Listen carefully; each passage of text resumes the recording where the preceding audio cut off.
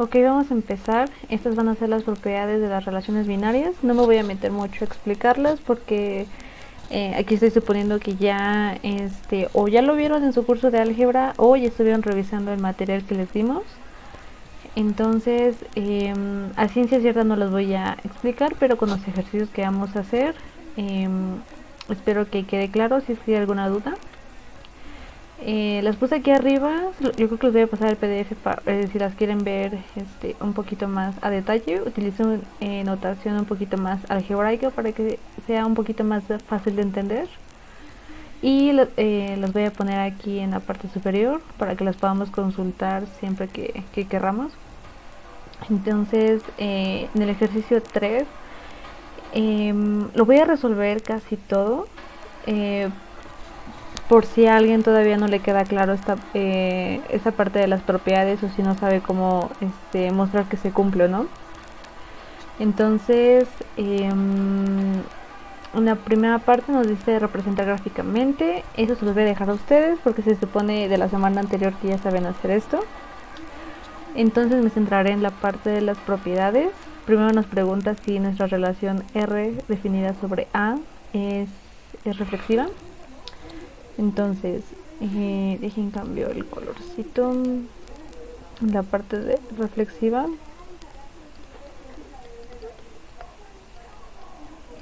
La parte, ay, ¿qué pasó aquí?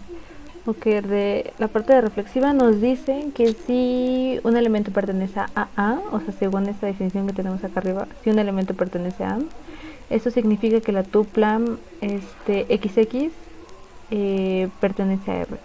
¿Eso qué quiere decir? En el caso de A, el 1 pertenece a A, ¿no?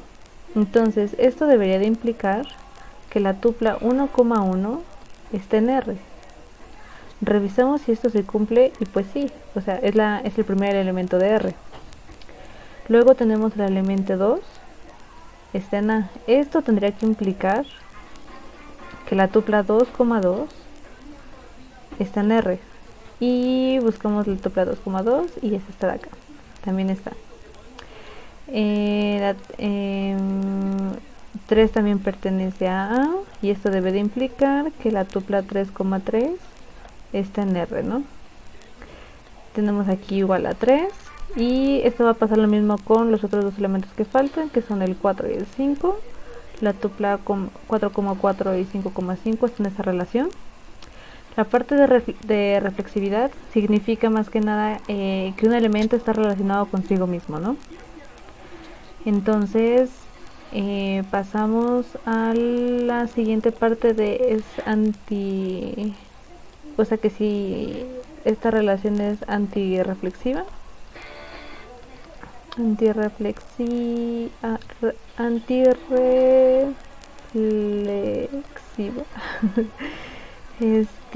Y según esta definición tenemos que si un elemento está en A, eso significa que la tupla x, x no está en nuestra relación R. Entonces, ¿esto qué significa? Esto significa que si 1 está en A, esto debe de implicar que la tupla 1,1 no está en R. Pero justamente sabemos que sí está, o sea, es el primer elemento. Entonces, como esta propiedad nos pide que para todos los elementos que pertenecen a se cumpla esta propiedad y ya encontramos un elemento que no lo cumple, eso significa que esta relación no es antirreflexiva, porque existe al menos un elemento que no cumple con esta propiedad. Entonces, en esa parte no es, ¿no? Nada más lo voy a poner así. Y en la parte de arriba, sí cumple. Luego, nos pide definir si la relación es simétrica. Nuestra definición de acá arriba nos dice que para todo elemento X y para todo elemento Y, si la tupla, creo que aquí me equivoqué, es en R. Si la tupla X, Y está en R, esto va a implicar que la tupla Y, X pertenece a R. O sea que si digamos que la tupla 1,2 está en R, eso significa que debe existir la misma tupla, pero digamos que con los elementos volteados, ¿no? Entonces, si tenemos la tupla, digamos 1,1, la tupla, digamos, simétrica o volteada, este pertenece a R. Eso significa que pues la tupla volteada es la misma, ¿no? Entonces pertenece a R, entonces esto sí se cumple, ¿no? Luego tenemos 1,2, pertenece a R. Esto debería de implicar que 2,1 está en R. Y pues vemos que justamente es el siguiente elemento, ¿no? Para 2,1 pues es lo mismo, ¿no? 2,1 pertenece a R, sus elementos volteados serían 1,2, que es la tupla anterior. Entonces pues así lo vamos a ir cumpliendo, ¿no? Luego 2,2, justamente por ser reflexiva pues es simétrica. Entonces esta también se cumple, 3,3 también se cumple, 4,4 también se cumple, 5,5 también se cumple. Y aquí tenemos 3,4, entonces debería de existir 4,3, que es la tupla que le sigue. Y para 4,3 debería de existir 3,4, que es la tupla que le antecede, ¿no? Entonces, como para todos los elementos se cumple esto de aquí, de que si X, Y está en R, entonces digamos que su tupla volteada también está en R. Como se cumple para todos los elementos, entonces podemos decir que esta relación es simétrica. En caso de que hubiera alguna tupla, no sé, digamos, o sea, muy ejemplo, que exista la tupla, digamos, 1,3 en esa relación, ya no sería simétrica porque no existe, en esta relación no estaría la tupla 3,1. Entonces, en caso de que encuentren una tupla que ya, o sea, que no tenga digamos que sus elementos volteaditos, si encuentran una tupla que no cumpla con eso, entonces ya no es simétrica. Entonces lo voy a borrar y pasamos a la siguiente propiedad, que es antisimétrica.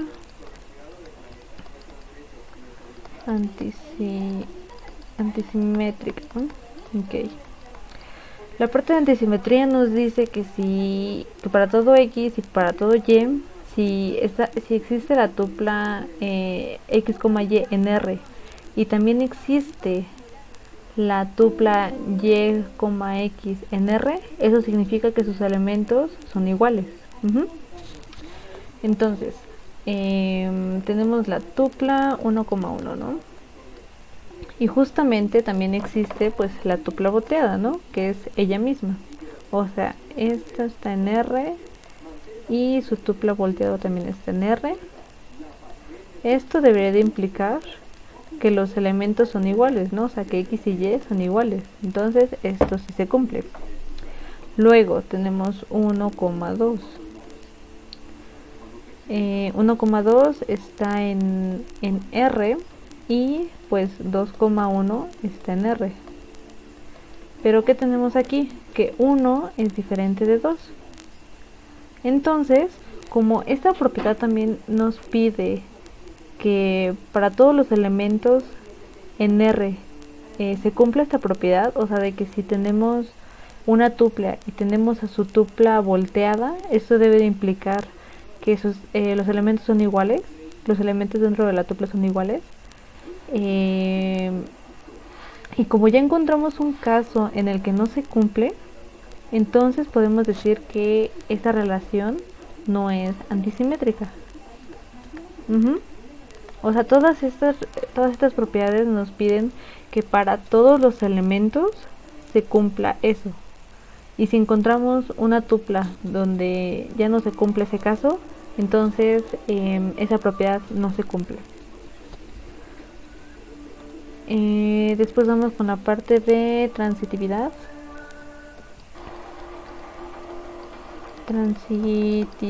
Ay Dios, de transitividad. Entonces esta nos dice que para todo elemento X, para todo elemento Y y para todo elemento Z, si está la tupla X, Y en R y la tupla Y, Z en R, esto implica que la tupla X, Z está en R, ¿no? ¿Esto cómo se ve? Tenemos la tupla 1,1 en R, ¿no? Entonces, lo que aquí nos quiere decir es que si tenemos una tupla cuyo segundo elemento y primer elemento vayan a coincidir, en este caso podría ser que el 1,2, ¿no? El 1,2. O sea, si existen dos tuplas donde el segundo elemento de la primera tupla y el primer elemento de la segunda tupla coinciden, eso significa que 1,2 debería de estar en R. Es decir, este elemento de acá y este elemento de acá. Entonces, en este caso, pues tenemos que 1,2 está en R y ahí se cumple. Luego buscamos todos los elementos dentro de la relación que digamos que empiecen con el 1 y es el único. Entonces pues este 1,1 nada más va a estar relacionado con este. Bueno, también va a estar relacionado consigo mismo, pero pues existe, ¿no? Porque justamente esto va a implicar que 1,1 está en R, porque tenemos que es este 1, tienen en común estos unos, y pues la tupla resultante es la de 1,1 y pues esa tupla está aquí, ¿no? Entonces si hacemos eso con cada uno de los elementos del conjunto, no me voy a explayar mucho en esto, pero sí se va a cumplir. O sea, yo creo que eso ya sería como parte de su tarea, de su talacha. O sea, esto sí se cumple. Nada más tienen que decir, pues tienen que hacer esa talachita, ¿no? De que para cada uno de los elementos se cumple esta propiedad. Entonces, pues ya, o sea, esa parte del ejercicio ya estaría. Y luego nos preguntan si R es una relación de equivalencia, ¿no? ¿Y por qué? Recordando la definición de relación de equivalencia, una relación va a ser de equivalencia si cumple que es reflexiva, simétrica y transitiva. Y como en este caso tenemos que se cumplen esas tres propiedades, entonces va a ser una relación de equivalencia. Esa es la justificación. Luego vamos con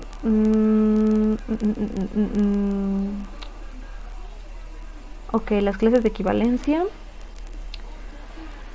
Ok, igual no me voy a explayar mucho en explicarlo de la parte de clases de equivalencia y la parte de la partición. No exactamente, no sé qué tan difícil sea de ver eso, pero igual si tienen alguna duda saben que pueden solicitarnos alguna asesoría para que les expliquemos esa parte.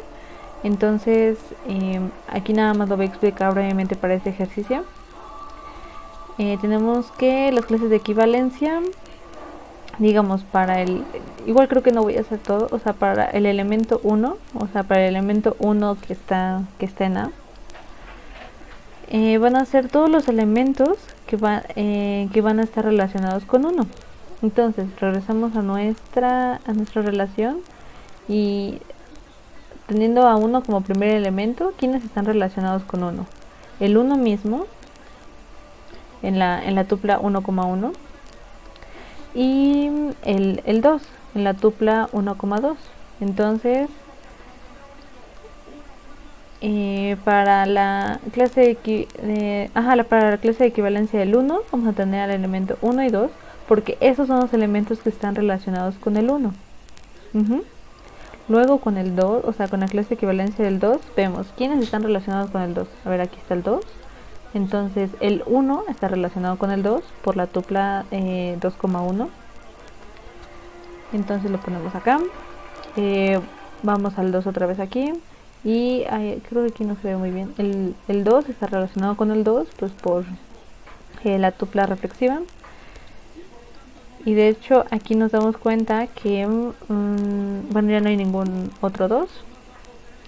Entonces nos damos cuenta que aquí la clase de equivalencia del 1 es igual a la clase de equivalencia del 2. Vamos a la clase de equivalencia del 3. Vemos quiénes están relacionados con el 3. Aquí está el 3. Entonces el 3 mismo está relacionado consigo mismo por A reflexiva. Y tenemos al 3. El 4 está relacionado con el 3. Y creo que nada más. Entonces pues esta sería como que la clase de equivalencia del 3. La clase de equivalencia del 4 sería, buscamos aquí el 4. ¿Quiénes están relacionados con el 4? El 3 y el 4. Entonces 3 y 4. Y si nos damos cuenta aquí también, pues nos vemos que la clase del 3 es igual a la clase de equivalencia del 4. Y con el 5, pues vemos que para el 5, el único elemento que está relacionado con el 5, pues es el 5 mismo. Y pues terminamos, ¿no? O sea, eso se tiene que hacer para todos los elementos que están en el conjunto A. Y entonces obtenemos 3 diferentes clases de equivalencia. Digo 3 porque pues ahí voy a ponerlo con otro color para que se vea. La clase del 1 y del 2 son iguales. La clase del 2 y del del 3 y del 4 son iguales. Entonces pues siendo esto igual y la clase del 5 diferente, entonces tenemos 3 clases diferentes de equivalencia. Y la partición que obtenemos de esto sería, ay, me cabrá, creo que se me cabe, quedaría P, a ver, P, ahorita lo borro, con 1,2, 3,4 y el 5.